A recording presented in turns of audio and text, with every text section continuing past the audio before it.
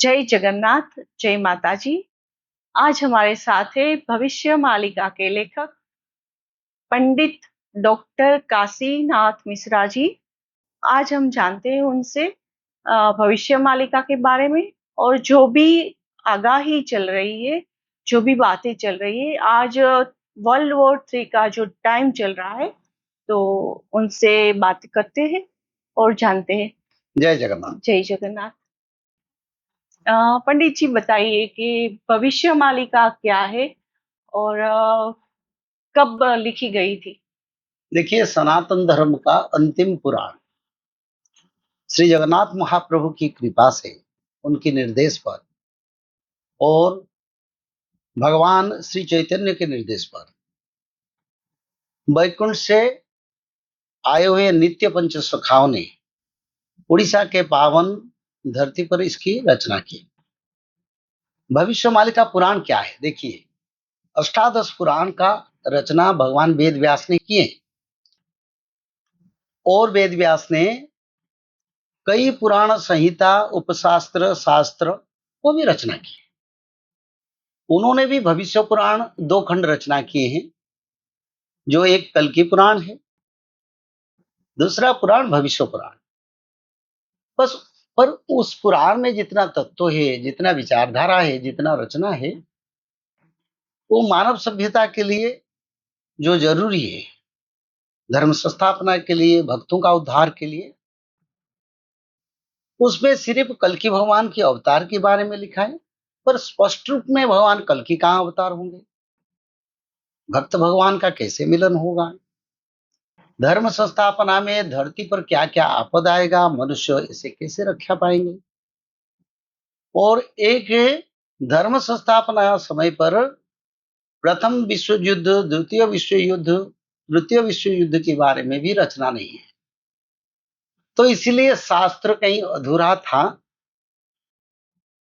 तो भगवान जगन्नाथ की कृपा हुआ, यहाँ नित्य पंच सखाओं ने स्पष्ट रूप में लिखे हैं, जगन्नाथ आज्ञा हेला, यानी जगन्नाथ का आज्ञा हुआ।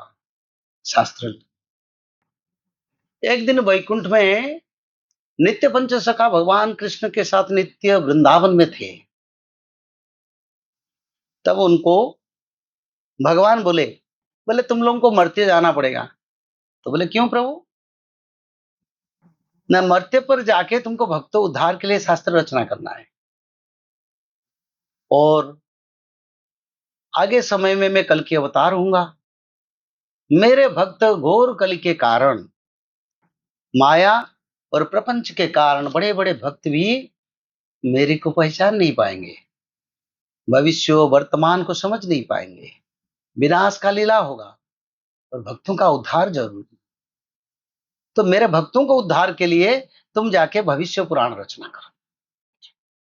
तो इसी कारण नित्य पंच सखाओं ने आके उड़ीसा के पावन धरती पर जन्म हुए, जिसमें नित्य पंच सखा के नाम है महापुरुष अच्युतानंद दास, महापुरुष जगन्नाथ दास, महापुरुष शिशुनंद महाराज, महापुरुष शिशुनंद बलराम दास महाराज, और महापुरुष जगन्नाथ दास। अच्युत, अनंत, जसवंत, जगन्नाथ, बलराम, जसवंत दास, ये नित्य पंच सखा में धरती पर अवतरित हुए। जगन्नाथ आज्ञा के हिसाब से उन्होंने भविष्य शास्त्र लिखा, पर उन्होंने स्पष्ट किए ये निराकार विष्णु के निर्देश पर हम रचना करें, ये सनातन धर्म का उद्धार करें, और ये जो ग्रंथ है विश्व में सनातन धर्म को पुनर्प्रतिष्ठा करेगा। ये ग्रंथ भक्तों के लिए अमृत वाणी और अमृत तुल्य होगा, जिसमें सारा विश्व के भक्तों का उद्धार, कल की अवतार के बारे में सारा विश्व को जानकारी मिलेगा, आने वाले आपद के बारे में जानकारी मिलेगा। तो ये जो तत्व है इसमें स्पष्ट होता है, सनातन धर्म का अंतिम पुराण, शेष पुराण, जो भगवान वेद व्यास ने द्वापर युग के अंत तक रचना किया, उसका बाद जो बाकी रहेगा, जो मानव सभ्यता के लिए कल्याणकारी, उसी ग्रंथ को दोबारा नित्य पंच सखाओं ने रचना किया, और उसमें स्पष्ट रूप में लिखे हैं ये ग्रंथ जो लिखा जा रहा है, ये ग्रंथ भविष्य में समय के अनुसार हर पल हर समय को पालन करके स्पष्ट सत्यता का प्रमाण करें। और इस ग्रंथ में जो हम लिखे हैं, एक एक लाइन को कोई परिवर्तन नहीं कर पाएंगे, और प्रकृति पंचभूत और धरती पर जो लीला जगन्नाथ जी का होगा, वो लीला इसी पुस्तक के आधारित तत्व में होगा। ये सारा विश्व के सत्ययुग का नींव बनेगा, और सत्ययुग के लिए ये ब्लूप्रिंट है। और उन्होंने स्पष्ट लिखे, धरती अगर दो टुकड़ा भी हो जाए, सूर्य पश्चिम दिशा में उदय हो सकते हैं, पर ये शास्त्र कभी अन्यथा नहीं होगा। शास्त्र की एक एक शब्द सत्य और ब्रह्मवाणी। जी, पंडित जी, मैं ये पूछना चाहूंगी कि कौन सी लैंग्वेज में ये लिखा हुआ था और आपने कैसे सबके बीच लाए आप? देखिए, देखो माँ, शास्त्र जहां, जैसे तुलसीदास महाराज अवधपुर में जन्म हुए, उन्होंने अवध भाषा से रामचरितमानस रामायण को रचना किया। जैसे हिंदी भाषा भाषी क्षेत्र में सूरदास जी आए, तो हिंदी में शास्त्र लिखे। जैसे संत तुकाराम महाराष्ट्र में आए, तो उन्होंने महाराष्ट्र भाषा में लिखे। जैसे उड़ीसा में नित्य पंच सखाओं का जन्म हुआ, तो उन्होंने संस्कृत, उड़िया और कई भाषा का संगम करके इस शास्त्र को लिखा। हाँ, ज्यादातर शास्त्र में पूर्ण शुद्ध उड़िया में लिखा है, कई कई शास्त्र संस्कृत में लिखे, और कई कई शास्त्रों को मिला के लिखे। तो वो बड़ा ज्ञानी थे, ब्रह्म ज्ञानी थे, वो भगवान के सखा थे, बंधु थे। अच्युतानंद तो भगवान कृष्ण का सुदाम सखा थे, उन्होंने लिखे हैं, मैं द्वापर युग में कृष्ण के सखा था, और कृष्ण भगवान ने मेरे को बोले मैं धरती पर आके भक्तों का उद्धार के लिए इस शास्त्र को रचना कर। तो इसलिए ये उड़िया भाषा, संस्कृत भाषा और कोई भाषा के मिला के उन्होंने लिखे हैं। कहीं सांकेतिक यानी मैथमेटिकल लिखे, कहीं तत्व से लिखे हैं, ज्ञान से लिखे, और कहीं स्पष्ट रूप में लिखे हैं, कहीं भक्ति से लिखे, ऐसे लिखे।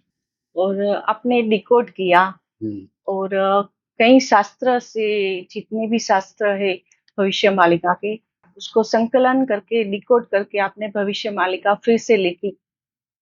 देखिए, हर समय हर युग में शास्त्र का पुनर्रचना होता है।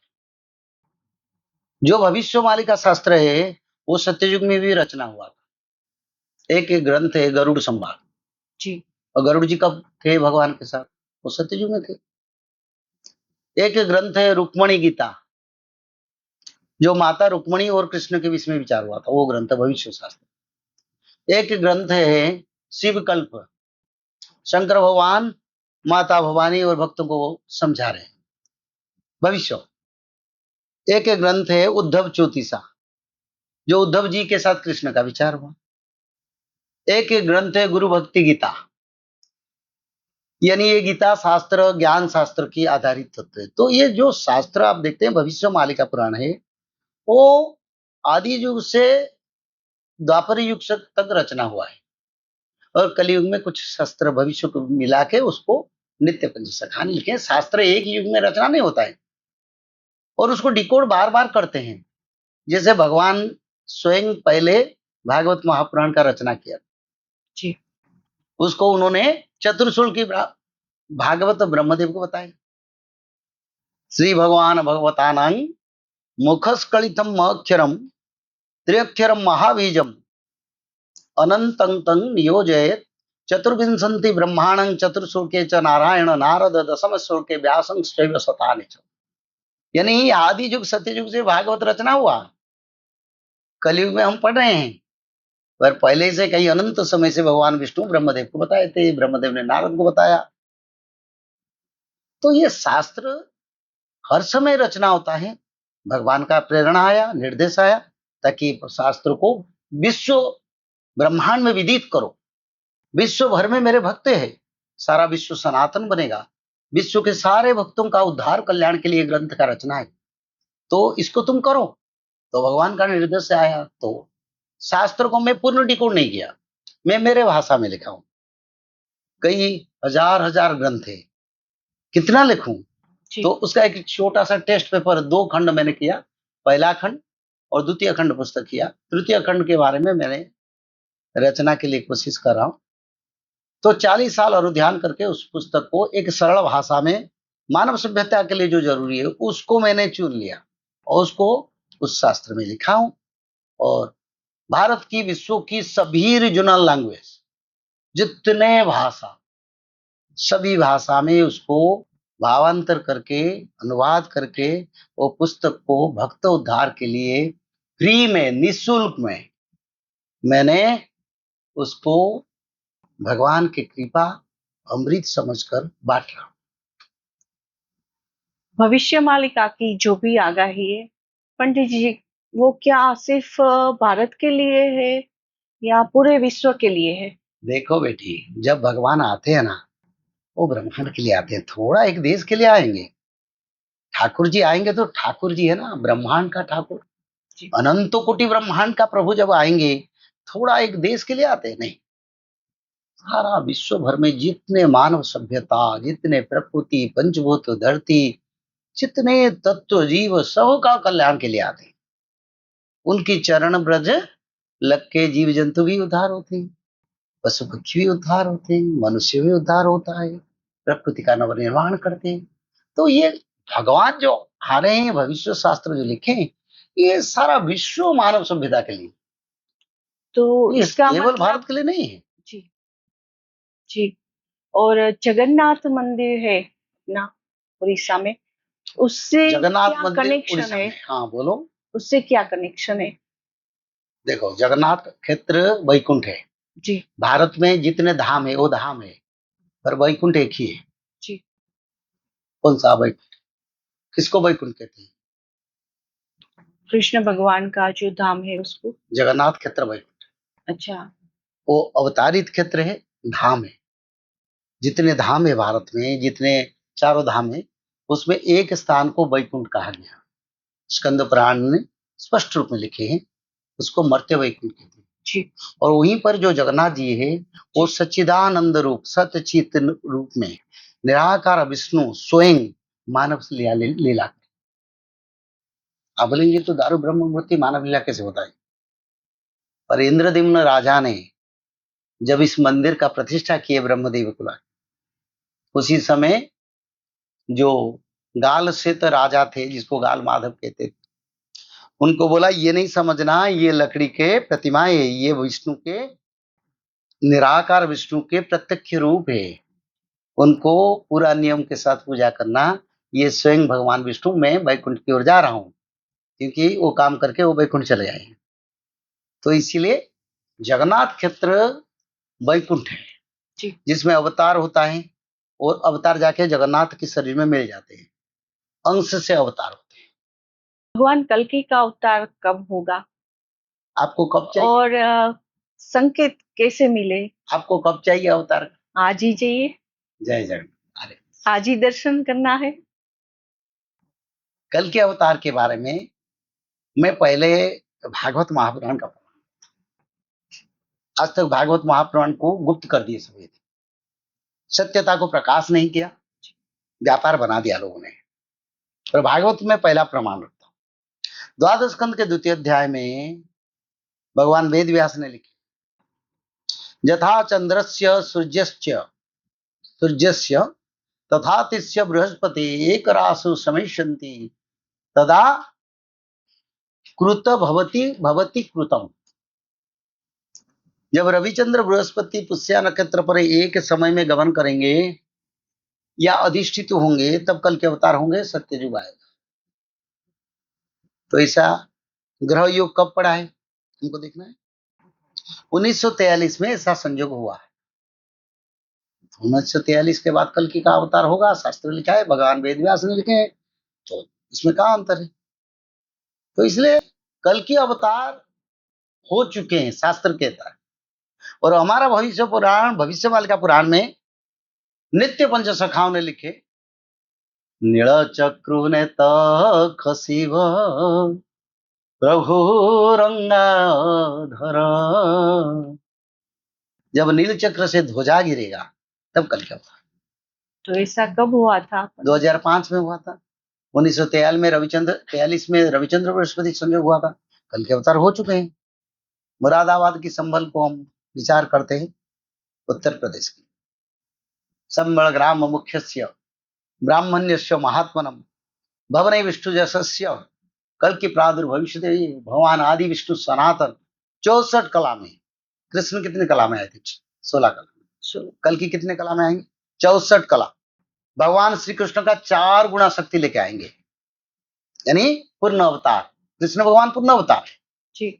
पर वही कृष्ण इस बार 64 कला में, यानी भगवान देखते हैं आगे बड़े बड़े असुर है, उसको विनाश करने के लिए शक्ति का जरूर है, इसलिए पूर्ण शक्ति लेके भगवान आए।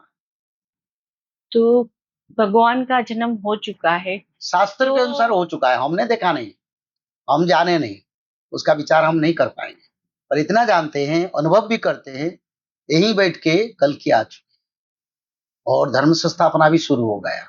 भविष्य मालिका की आगाही बहुत सारी सच हो रही है और क्या क्या सत्य हुआ? हाँ, देखिए माँ, इसमें सत्य कुछ बात नहीं, असत्य कुछ बात नहीं। भगवान राम जन्म होने से पहले श्रीमद् भागवत में राम अवतार के बारे में रचना था। उसी समय जैसे आप जैसे भक्त बैठे हैं, आप भी जैसे कल के अवतार के बारे में जान रहे हैं, वो भी उसी समय राम अवतार के बारे में भक्तों को जानकारी था। कृष्ण जन्म होने से पहले भी भागवत था जी। और भक्तों को पता था प्रभु आने वाले हैं, तो सबको पता नहीं था जी। और इस समय भी ये शास्त्र रचना हुआ और इस शास्त्र में भगवान कल्कि के बारे में अवतार में रचना है, भागवत में भी रचना है, अष्टादश पुराण में भी रचना है और इस शास्त्र के आधार पर कल की अवतार और भविष्य के बारे में सभी शास्त्र की और जो शास्त्र पढ़ते हैं वो जानते हैं। सत्य का बात माँ हम करेंगे, कोई मनुष्य का वाणी होता, ये शास्त्र है, इसमें गलत कहाँ आएगा? उसके एक एक शब्द ABCD सब एक ब्रह्मवाणी है और सब सत्य है। आप खुद पढ़िए भविष्य मालिका, उसमें जो लिखा है सब सत्य है।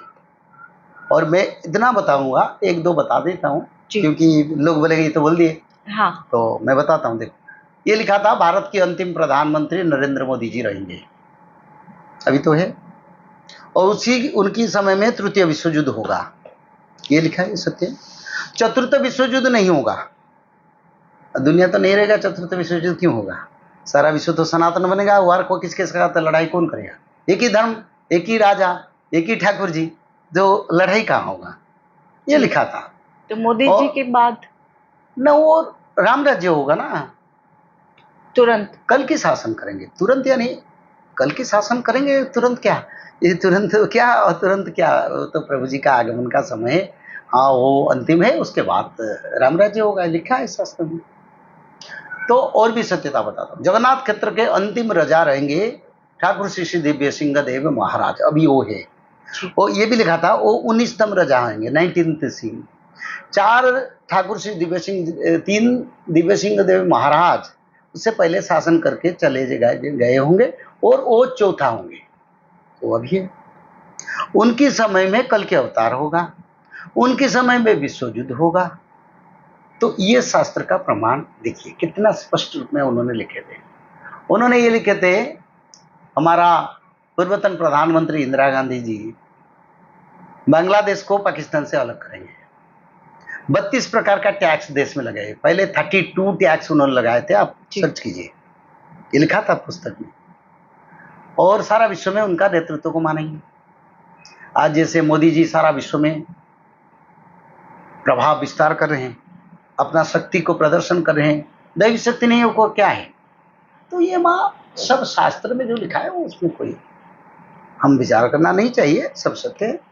और ये भी लिखा था 2025 से वो समय खराब समय शुरू होगा, मीन शनि चलन में, और 2025 से तो सब शुरू हुआ और आगे बीमारी आएगा, लोग कैसे मरेंगे, आगे कैसे भक्त लोग उद्धार होंगे, एक ही गांव में 5-6 लोग बचेंगे, जो लोग हरिनाम त्रिकाल संध्या भागवत पठन करके बचेंगे, माधव नाम उद्धार करेगा, परमाणु सारा विश्व में वार होगा, सब कुछ। परमाणु तो नहीं था उस समय, वो तो परमाणु के बाद सब कुछ लिखा है। तो मोदी जी के बाद क्या होगा? लोकतंत्र रहेगा नहीं, आगे गणतंत्र नहीं रहेगा। ठाकुर जी जब आएंगे उनको चुनेगा कौन, किसका औकात है? भगवान को चुनने के लिए किसका पास दम है बताओ? मोदी जी का शासन किस साल तक भगवान है? के चुनने के लिए किसका पास दम है? बोले मैं ठाकुर जी को चुनूंगा, हम तो दास की तरह उनके शरण में सब रहेंगे। ठाकुर जी शासन करेंगे तो राम राज्य करेंगे। उससे अच्छा शासन, उससे बड़ा कार्यक्रम हमारी भाग्य के लिए क्या हो सकता है?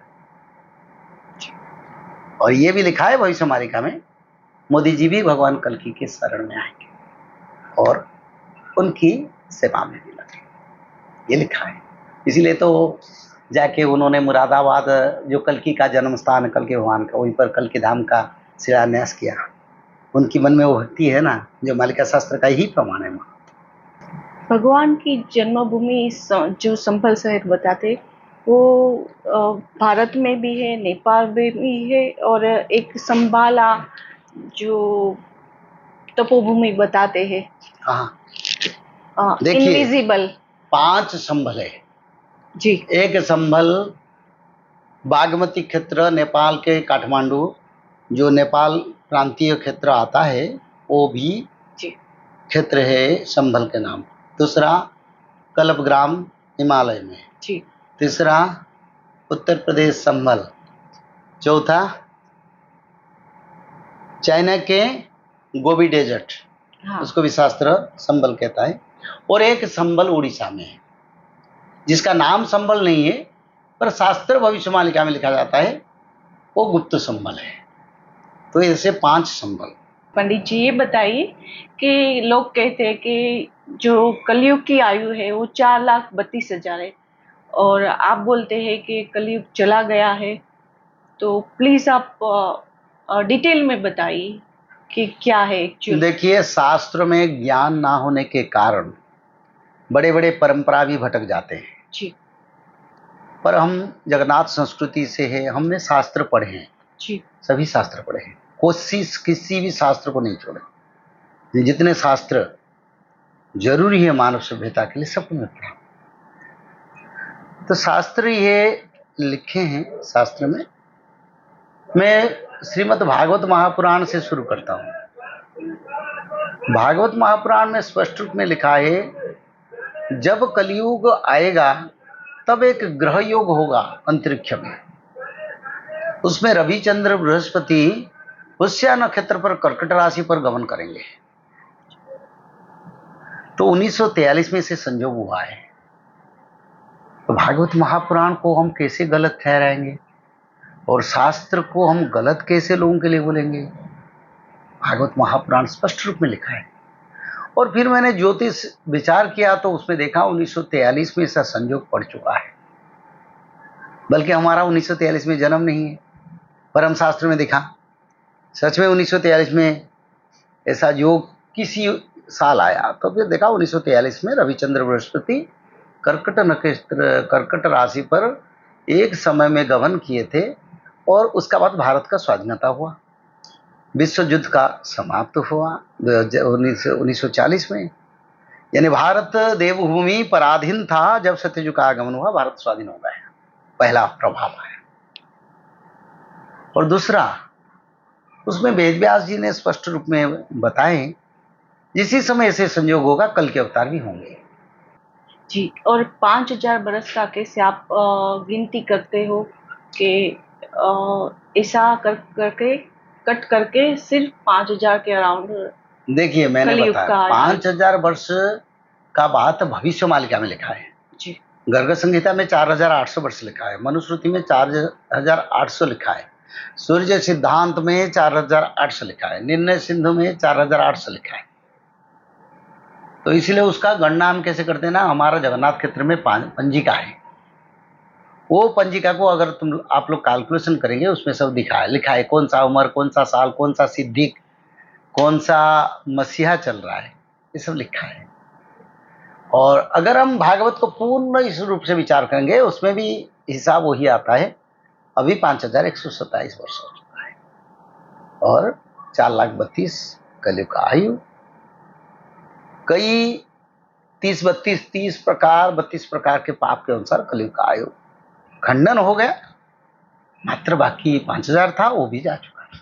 और पंडित जी, आप डराते क्यों हैं भक्तों को कि ऐसा होगा वैसा होगा, तो क्या है?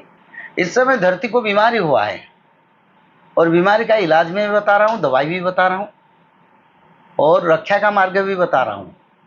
उस बीमारी से मानव सभ्यता का कैसे रक्षा होगा, तो इसमें डराने का क्या बात है। अगर हमको बीमारी पहले से पता चल गया ये बीमारी होने वाला है तो उसका दवाई खाएंगे, अच्छा होंगे। जो लोग पाप करते हैं ना रोज, वो लोग डरते हैं। धर्मी लोग तो आनंदी होकर तले हो जाते हैं, अच्छा समय आ रहा है, समझते हैं? बिल्कुल, जैसे सुनामी की आगाही होती है, अलर्ट दिया जाता है, ये वैसे ही है। बिल्कुल, समय बड़ा अच्छा है, अनुकूल है। इस समय मानव सभ्यता के लिए जो जरूरी मैं उतना बता रहा हूँ, ये कल्याण के लिए लगता है। भारत में, विश्व में लाखों लाखों लोग त्रिकाल संध्या करते हैं, भागवत पढ़ते हैं, तो उसे बड़ा परिवर्तन और क्या हो सकता है। मैंने 40 साल हो गया मेहनत करता हूँ और कहीं कहीं वर्ल्ड स्तर तक ये विश्व स्तर बन चुका है। तो लोग धर्म की ओर आ रहे हैं, जीव हत्या नहीं कर रहे हैं, उससे बड़ा अच्छा क्या है। बिल्कुल। भय से भक्ति आता है, बिना भय से भक्ति नहीं होगा। मनुष्य अगर मृत्यु नहीं होता, भगवान को कोई नहीं भजता। मनुष्य को अगर दुख नहीं आता तो भगवान को कोई नहीं भजता। तो आपद आता है तो भगवान को लाता है। तो मैं बताता हूँ, आगे आपद आ रहा है, भगवान को पकड़ो, उद्धार करेंगे। जी पंडित जी, भविष्य मालिका क्या बताती है? भारत के दोस्त कौन है और दुश्मन कौन है? भारत का दोस्त विश्व है, क्योंकि भारत पिता है, सब उसका संतान है। भारत का दोस्त और मित्र ये कुछ मेरे विचार से नहीं है। हाँ, अभी समय में कलयुग के कारण कुछ महाशक्ति, कुछ कंट्री भारत के विरुद्ध में काम कर रहे हैं। वो भी आके चरण में जाएंगे, समय उनसे वो भी जाएंगे। पाकिस्तान आके भूल मांगेगा, अमेरिका भूल मांगेगा, ब्रिटेन भूल मांगेगा, जापान, जर्मन, सब देश भारत को भूल मांगेंगे। भारत को भूल नहीं मांगेंगे, ठाकुर जी को भूल मांगेंगे। और कल की जो माफी मांगेगी। माफी नहीं मांगे, शरण ने, बिना शरण में प्रभु कैसे रक्षा करेंगे, करपत्र जोड़ के। जी। और हमारे गुजरात के और मध्य प्रदेश के बारे में बताइए कि वहाँ कैसे हालात होंगे, सेफ है या नहीं है? कोई जगह भारत में, विश्व में अभी सेफ नहीं है। वो सेफ है जो त्रिकाल संध्या करते हैं, भागवत पढ़ते हैं, माधव नाम भजन करते हैं, वो लोग बच जाएंगे। नहीं तो कोई गाड़ी एक्सीडेंट में मर जाता है, कोई हार्ट चोक हो जाता है मर जाता है, किसी का सर घुमाता है मरता है, किसी सांप्रदायिक तत्व में मरता है। ये तो मरना मृत्यु शुरू हो गया है। तो इसलिए कोई सेफ नहीं है। जो लोग त्रिकाल संध्या, भागवत पठन, माधव नाम भजन करते हैं वो सेफ। भविष्य में होने वाली घटना का संकेत जगन्नाथ मंदिर से कैसे मिलता है? देखो माँ, ये हमारा भविष्य पुराण में लिखा था, जब जगन्नाथ मंदिर से पत्थर गिरेगा तब कलयुग का अंत होगा। उड़िया में एक पंक्ति लिखा है, चूड़रू पत्थर जेबे खसिब सुत, खसिले ओला बेड़ारू हेब इक्कड़ी हत। गरुड़ जी भगवान विष्णु को पूछे, प्रभु ये कलयुग का अंत कब होगा? लिखा है तो 4,32,000 है, पर कब अंत होगा? तब जगन्नाथ जी खुद बताए, आदि विष्णु भगवान विष्णु ने बताए, ये सत्ययुग का विचारधारा। सत्ययुग में इसका विचार हुआ था, कलयुग में इसका लिखा नहीं, क्योंकि पंचसखा ने इसको डिकोड किया। जी। शास्त्र तो पहले से सत्ययुग से रचना है। तो उन्होंने पूछे, गरुड़ पूछे, प्रभु कब मैं जानूंगा कलयुग का अंत होगा? तब बोले, जगन्नाथ मंदिर, मेरे मुख्य मंदिर से जब पत्थर गिरेगा तब कलयुग का। और जगन्नाथ मुख्य मंदिर से बड़ा पत्थर गिरा है और कलयुग का अंत। जी। और चील पक्षी का भी कुछ है? नहीं, ये लिखा था, जब जगन्नाथ नील चक्र पर गिद्ध पकी बैठेगा तब कलयुग का संहार लीला शुरू होगा, कल के अवतार आए। और महाभारत के जो युद्ध है उसका क्या कनेक्शन है? 18 दिन का महाभारत युद्ध का एक समय भगवान ने रोक लिया। तब सभी पूछे, ये युद्ध क्यों विराम करेंगे? जी। तब प्रभु बोले, कुछ युद्ध बाकी रख देंगे, कलयुग के अंत में होगा, तो अभी वो समय नहीं है। तो उसी आधार से युद्ध को भगवान ने रोके थे। इस समय वो एक बेला युद्ध 13 दिन या 13 वर्ष तक होगा और उसका नेतृत्व वही कृष्ण लेंगे और महाभारत के सभी योद्धा रहेंगे, वो वार होगा। और कुछ बताइए जो हमें मालूम नहीं, और आने वाली घटना के रिलेटेड कुछ इम्पोर्टेंट। देखो माँ, अगले 7 साल में बड़ा विनाशकारी समय आ रहा है, अच्छा समय भी आ रहा है। जो भक्त लोग बड़ा आनंद में भजन कीर्तन में समय गुजारेंगे और सुखी हो जाएंगे, भक्त आनंदित हो जाएंगे, क्योंकि ठाकुर जी आने वाले और आ चुके हैं। तो ये आने वाले समय में बड़ा बड़ा आपद होगा और 6 साल अकाल पड़ेगा। 6 साल जो अकाल पड़ेगा, लोगों को खाने को नहीं मिलेगा। 15 दिन में, 6 महीने में एक बार अन्न मिलेगा। तो 2028 से अकाल शुरू होगा मेरे विचार से। तो अकाल शुरू होने से लोगों को भोजन नहीं मिलेगा, तब वो नाम भजन करके ठाकुर जी के शरण में बच जाएंगे लोग। और जो नहीं करेंगे, मनमानी करेंगे, उसका अपने हिसाब से जाएंगे। और तृतीय विश्व युद्ध भी होगा, एटॉमिक वार भी होगा, जल प्रलय भी होगा और जल सूखा भी पड़ेगा। तो बड़े बड़े भूकंप होगा, बड़े बड़े अग्नि प्रलय होगा और लोग दुखी हो जाएंगे। 28 के समय से आगे बीमारी भी आएगा। 64 प्रकार का बीमारी, कोरोना जैसे 64 प्रकार का बीमारी आएगा। तो गांव गांव सफा हो जाएगा। बहुत कुछ लोग पूरा कांट छांट होके 4-5%, 6% लोग बच जाएंगे। और जो लोग त्रिकाल संध्या कर लेंगे इस समय बच जाएंगे। आगे बोलेंगे उस समय करेंगे होने से, वो मरेंगे। और बचने का सिर्फ एक ही मंत्र है, त्रिकाल संध्या। त्रिकाल संध्या। हाँ, जो अमेज़न में मिलता है, जो पुस्तक त्रिकाल संध्या जी, उस पुस्तक को मैंने रचना किया हूँ जी। और उसमें सारे मनुष्य का बचने की जो जरूरत है मैंने बताया हूँ। उसको जो पालन करेंगे वो लोगों को। तो अब पंडित जी का हम शुक्रिया अदा करते हैं कि आपने जो हमें ज्ञान दिया, जो लोगों को समझ दी, भविष्य मालिका के बारे में जानकारी दी, जो मानव कल्याण के लिए उपयोगी रहेगा। तो देखते हैं आप लोग कितना रिस्पॉन्स करते हो, कितना जानते हो, कितना फॉलो करते हो। अगर भगवान कल हमारे दरवाजे पे नॉक करके बोले कि मैं भगवान हूँ, तो क्या हम उसका अस्तित्व स्वीकार करने के लिए तैयार है? ये सवाल जरूर अपने आप से पूछिए और बस चैनल को देखते रहिए। धन्यवाद। जय जगन्नाथ।